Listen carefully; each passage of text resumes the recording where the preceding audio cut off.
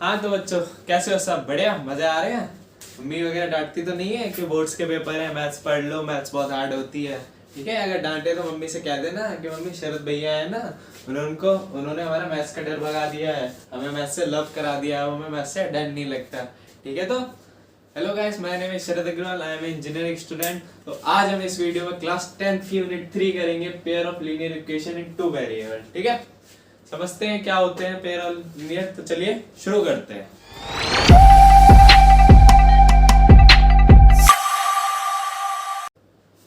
चलिए समझते हैं क्या होते हैं पेयर ऑफ लीनियर इक्वेशन। पहले समझते हैं लीनियर इक्वेशंस क्या होती हैं। डेफिनेशन पढ़ते हैं। Linear equation in two variables are equation which are expressed in the form of ax plus by plus c। तो हमारी लीनियर इक्वेशंस क्या होती हैं? सबसे पहले तो linear equation in two variable, इसी से पता चल रहा है। टू वेरिएबल का मतलब हमारी जो इक्वेशन होगी उसमें हमारे दो वेरिएबल होंगे, जैसे कि x और y, या कोई और भी ले सकते हैं हम, p q, ठीक है, a b। तो इसमें क्या होगा हमारा, जो अब समझते हैं लीनियर। लीनियर से हमें क्या पता चलता है, जब हर वेरिएबल की जो मैक्सिमम पावर होगी ना वो 1 होगी, इसलिए इसका नाम हमारा पड़ा linear equation of two variable x and y। ठीक है, तो इधर x और y हमारे वेरिएबल्स हो गए, और a b c क्या है हमारे, a b c हमारे रियल नंबर्स हैं। ठीक है, ये भी लिख लेते हैं, where a b and c are real numbers. ठीक है, और यहाँ पर हमारे जो a और b हैं उनकी वैल्यू कभी जीरो नहीं हो सकती। अगर जीरो हो जाएगी तो वेरिएबल हमारे जीरो हो जाएंगे, सिर्फ कांस्टेंट बचेगा, तो वो हमारी इक्वेशन होगी नहीं, linear variable, linear equation in two variable. ठीक है, तो हमारे जो a और b हैं उनकी वैल्यू हमेशा जीरो होगी। So value of a and b always not be zero. ठीक है, उनकी वैल्यू हमेशा जीरो नहीं होनी चाहिए। ठीक है, इसके एक एग्जांपल ले लेते हैं। हमारे लीनियर इक्वेशन के क्या क्या एग्जांपल्स होते हैं। एग्जांपल जैसे कि यहाँ पे हमें कोई भी रियल नंबर्स लगा देते हैं इनकी जगह, वही एग्जांपल हो गए हमारे, y - 2 = 0।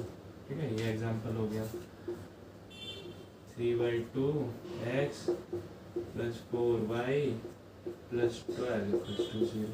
ऐसे हमारे इनफाइनाइट एग्जांपल्स हैं जिसमें हमारे दो वेरिएबल हो, दोनों की पावर 1 हो, वो सब हमारी क्या है, linear equation in two variable. ठीक है, अब इससे पहले यूनिट में हमने पॉलिनोमियल पढ़े थे, वहां पे हमारे क्या होते थे, पॉलिनोमियल के जीरोस होते थे। वो जीरोस क्या करते थे, उस इक्वेशन को जो जीरो कर दे वो जीरोस होते थे। सिमिलरली इस linear equation in two variables में हमारे क्या होते हैं, हमारे इसमें एक सॉल्यूशन होता है, इन इक्वेशन का सॉल्यूशन होता है। अब वो सॉल्यूशन क्या होता है, पहले पढ़ते हैं क्या होता है solution. A solution of such equations is a pair of value for x and y। मतलब जो सॉल्यूशन क्या होता है, वो एक पेयर होता है वैल्यूज का, x और y की वैल्यूज का एक पेयर होता है, जो कि क्या करता है, which makes both sides of the equation equal. जो हमारा क्या करेगा, जो इक्वेशन की दोनों साइड्स हैं उनकी वैल्यू इक्वल कर देगा। मतलब कि जैसे कि हमने यहाँ पे ये वाला एग्जांपल लिया, तो यहाँ पे हमें x और y की कोई ऐसी वैल्यू जो इसको इसके इक्वल कर दे। यहाँ पे 0 है, अगर इधर इसे ले आएंगे 2 हो जाएगा ये।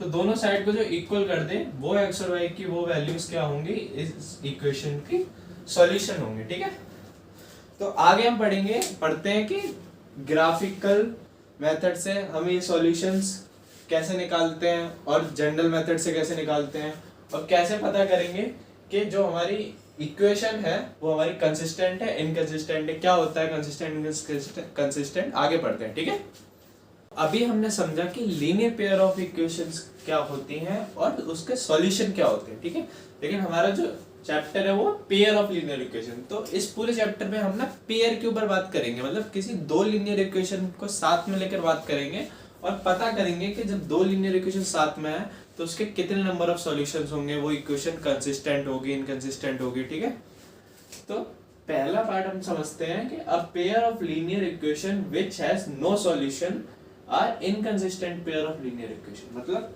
हमारा कोई ऐसा पेयर, दो लीनियर इक्वेशन का पेयर जिसके बीच में कोई सॉल्यूशन ना हो, तो वो हमारी इक्वेशंस क्या कहलाती है, inconsistent pair of linear equation. ठीक है, और ये हमें ग्राफ में कैसे पता चलेगा कि कोई हमारी जो लीनियर दो पेयर ऑफ लीनियर इक्वेशंस है वो इनकंसिस्टेंट है, तो वो ऐसे पता लगेगा equations have no solution when lines may be parallel. मतलब जब हमारी ग्राफ में कोई भी दो लाइन पैरेलल्स होंगी उससे हमें पता चलेगा, जैसे बना लेते हैं,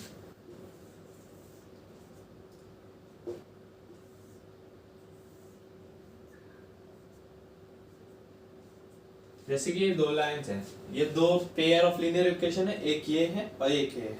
और ये बात हमें ध्यान में रखनी है, जो हमारी लीनियर इक्वेशन होती है इन टू वेरिएबल वो हमेशा हमारी स्ट्रेट लाइन होती है ग्राफ में। तो यहाँ पेयर है तो दो लाइन है, दोनों हमारी स्ट्रेट लाइंस है, ठीक है। तो ये ना पैरेलल है, मतलब कहीं पे भी मिल नहीं रही है, तो इसका मतलब इसके पॉइंट्स अलग है, इसके कोऑर्डिनेट्स सब अलग है। मतलब इन दोनों के बीच कोई ऐसा कॉमन कोऑर्डिनेट नहीं है जिस जो दोनों में कॉमन हो। तो कॉमन नहीं है मतलब कि एक ऐसा एक एक्स और वाई की ऐसी कोई वैल्यू नहीं होगी जो इन दोनों लाइंस को सेटिस्फाई करे। सेटिस्फाई का मतलब क्या होता है, इस पे ऐसी इसकी जो सारी कोऑर्डिनेट्स की वैल्यू है अगर उन्हें हम इक्वेशन में पुट करेंगे तो वो जो इक्वेशन की बोथ साइड है उन्हें इक्वल कर देगी, वो होता है सेटिस्फाई करना इक्वेशन को, ठीक है। अब इसके लिए एक्स और वाई का कोई अलग पॉइंट होंगे, इसके लिए एक्स और वाई के अलग पॉइंट होंगे जो इन लाइंस को सेटिस्फाई कर दे, लेकिन दोनों का कोई कॉमन पॉइंट नहीं होगा, मतलब कॉमन सॉल्यूशन नहीं होगा जो दोनों को सेटिस्फाई कर दे। हमारा जो सॉल्यूशन है वो वही होता है जो पेयर ऑफ लीनियर इक्वेशन को सेटिस्फाई कर दे। तो इस केस में ये हमारी inconsistent pair of linear equation होंगे, क्योंकि इनके कोई सॉल्यूशन नहीं होगा। जिनका कोई सॉल्यूशन नहीं होता वो लाइंस हमेशा पैरेलल आती हैं ग्राफ में, ठीक है। इसके अपोजिट वो पेयर ऑफ लीनियर इक्वेशन और pair of linear equations which has a solution are consistent pair of linear equation. मतलब जिन इक्वेशंस का हमारे में सॉल्यूशन होता है वो हमारी क्या होती है, consistent pair of linear equation. और जिनका सॉल्यूशन नहीं होता है, नो सॉल्यूशन, जिनके बीच में कोई सॉल्यूशन नहीं होता, वो हमारी इनकंसिस्टेंट होती है, ठीक है। अब कंसिस्टेंट में भी दो टाइप की होती हैं कि जो हमारा सॉल्यूशन होता है या तो सॉल्यूशन या तो एक होगा या एक से ज्यादा होगा। तो जब हमारा एक सॉल्यूशन होगा उस केस में क्या होता है, equation has a unique solution when lines may intersect in a single point. मतलब जब हमारी दो लीनियर इक्वेशन ग्राफ में एक सिंगल पॉइंट पे इंटरसेक्ट करती हैं तो उस केस में वो इक्वेशंस एक तो हमारी कंसिस्टेंट हो गई क्योंकि सॉल्यूशन है हमारे पास एक, और एक सॉल्यूशन कब होगा, जब इंटरसेक्ट करेंगे सिंगल पॉइंट पे। ऐसे भी बना के देख लेते हैं, जैसे दो लीनियर इक्वेशंस हैं टू वेरिएबल में, दोनों स्ट्रेट लाइन होंगी। अब ये दोनों हमारी एक सिंगल पॉइंट पे इंटरसेक्ट कर रही है, मतलब कि ये जो पॉइंट है वो इस लाइन पे भी आ रहा है और ये जो पॉइंट है वो इस लाइन पे भी आ रहा है। मतलब ये कॉमन पॉइंट है जो इस लाइन को भी सेटिस्फाई कर देगा और इस लाइन को भी सेटिस्फाई कर देगा। इसलिए ये जो पॉइंट के जो कोऑर्डिनेट्स होंगे वो क्या हो जाएंगे, हमारे इस दोनों पेयर ऑफ लीनियर इक्वेशन का सॉल्यूशन हो जाएगा एक, ठीक है। तो ये एक ही जगह को इंटरसेक्ट कर रहे हैं, एक ही कॉमन पॉइंट है, तो इसका एक यूनिक सॉल्यूशन होगा, ठीक है। इसके अलावा जो pair of linear equation which has many solutions are dependent pair of linear equations and dependent pair of linear equations is always consistent. मतलब क्या है, यहाँ पर तो सिर्फ एक सिंगल सॉल्यूशन था, अगर एक से ज्यादा सॉल्यूशन होंगे मतलब मेनी सॉल्यूशंस होंगे तो वो इक्वेशंस हमारी क्या कहलाती है, dependent pair of linear equation, ठीक है। और वो कंसिस्टेंट तो होगी, dependent pair of linear equation is always consistent तो होगी, लेकिन उसको हम कह देते हैं dependent pair of linear equations. और वो कब होती है एक से ज्यादा सॉल्यूशन, जब इक्वेशन है मैनी सॉल्यूशंस व्हेन लाइंस में coincident.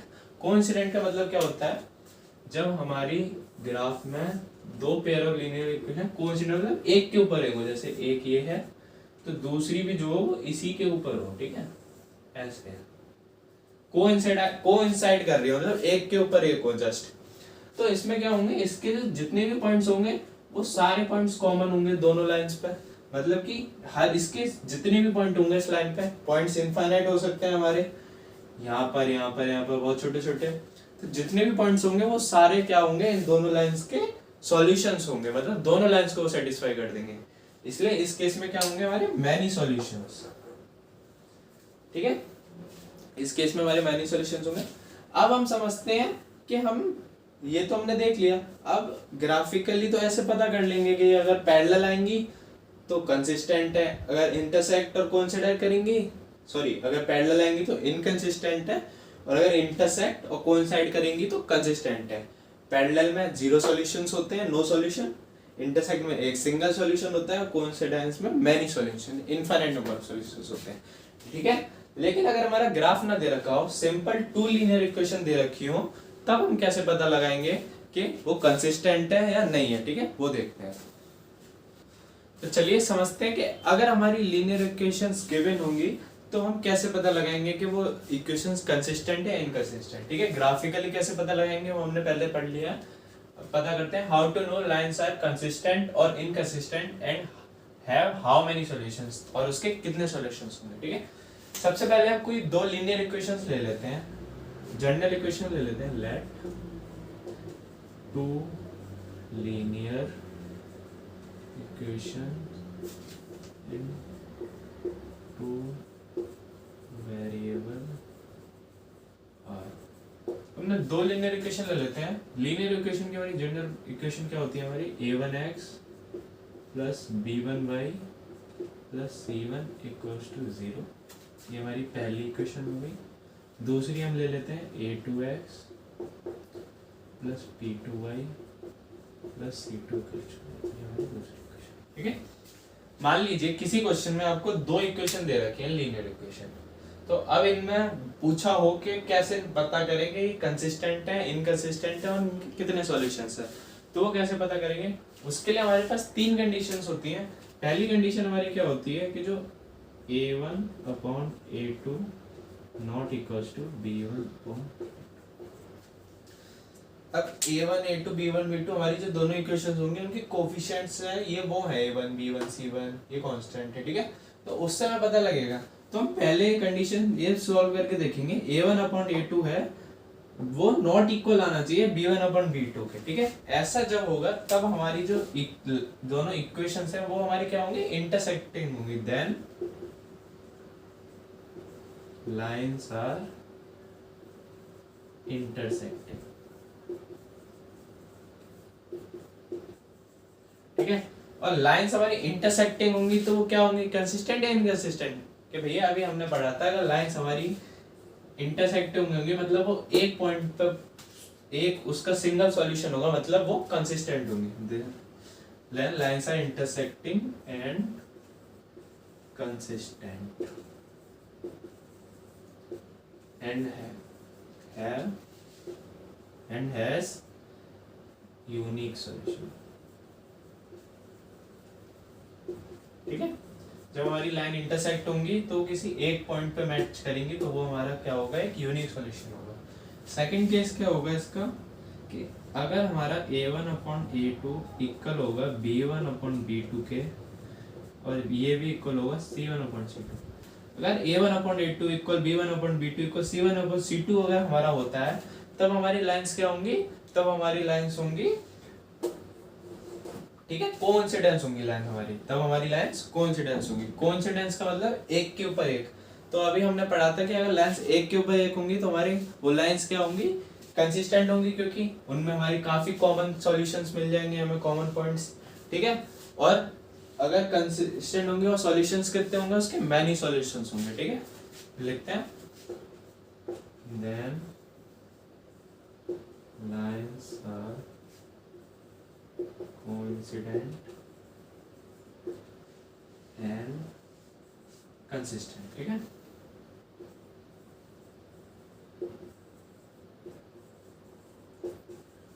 and have many solutions, ठीक है। थर्ड केस क्या होगा कि अगर हमारा a1 अपॉन a2 इक्वल होगा b1 अपॉन b2 के, और ये नॉट इक्वल होगा c1 अपॉन c2 के। जब हमारा a1 अपॉन a2 इक्वल होगा b1 अपॉन b2 के और ये नॉट इक्वल होगा c1 अपॉन c2 के, तब हमारी लाइंस क्या होंगी, तब हमारी लाइंस पैरेलल होंगी। पैरेलल में क्या पढ़ा था हमने कि जब हमारी लाइंस पैरेलल होंगी मतलब उनके बीच में कोई कॉमन पॉइंट नहीं होगा। कोई कॉमन पॉइंट नहीं होगा मतलब नो सॉल्यूशन, उसका कोई सॉल्यूशन होगा, और जिसका कोई सॉल्यूशन नहीं होता है तो वो लाइंस हमारी क्या होती हैं, वो लाइंस हमारी होती हैं इनकंसिस्टेंट लाइंस, ठीक। लिखते हैं then equations are parallel and inconsistent.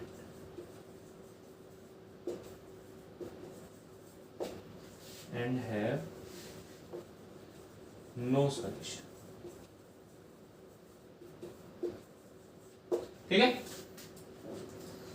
तो इस वीडियो में हमने समझा कि जब हमारी दो pair of linear equation graph में दे रखी हो तब हम कैसे पता लगाएंगे वो कंसिस्टेंट होंगी, इनकंसिस्टेंट होंगी और उनके कितने नंबर ऑफ सॉल्यूशन होंगे, या फिर जब हमारी दोनों इक्वेशन एक्सप्रेशन के फॉर्म में दे रखी हो तब कैसे पता करेंगे वो कैसे होंगे। ठीक है, तो हम ऐसे पता करेंगे 3 कंडीशन लगा के, A1 कोफिशिएंट्स को ऐसे इक्वल दिखा के।